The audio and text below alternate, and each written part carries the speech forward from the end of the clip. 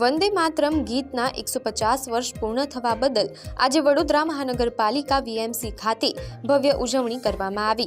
આ ખાસ અવસરે મહાનગરપાલિકાની કચેરી વંદે માતરમના ગાનથી ગુંજી ઉઠી હતી। આ સમારોહમાં મેયર પિંકીબેન સોની સહિત પાલિકાના તમામ સત્તાધીશો, ઉચ્ચ અધિકારીઓ અને કર્મચારીઓ મોટી સંખ્યામાં ઉપસ્થિત રહ્યા હતા। મેયર પિંકીબેન સોનીએ આ પ્રસંગે વંદે માતરમ ગીતનું મહત્વ સમજાવ્યું। પાલિકા કચેરીમાં આખો માહોલ દેશભક્તિના રંગે રંગાયેલો જોવા મળ્યો હતો।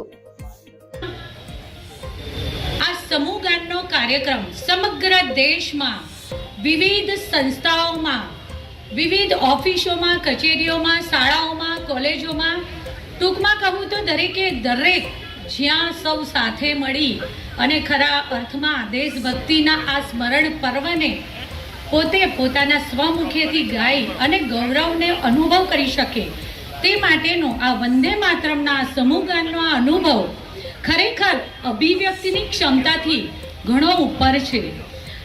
એક સાથે અનેક લોકો જ્યારે એક લય, એક સ્વર, એક ભાવ, એક જેવો જ રોમાંચ, એક જેવો જ પ્રવાહ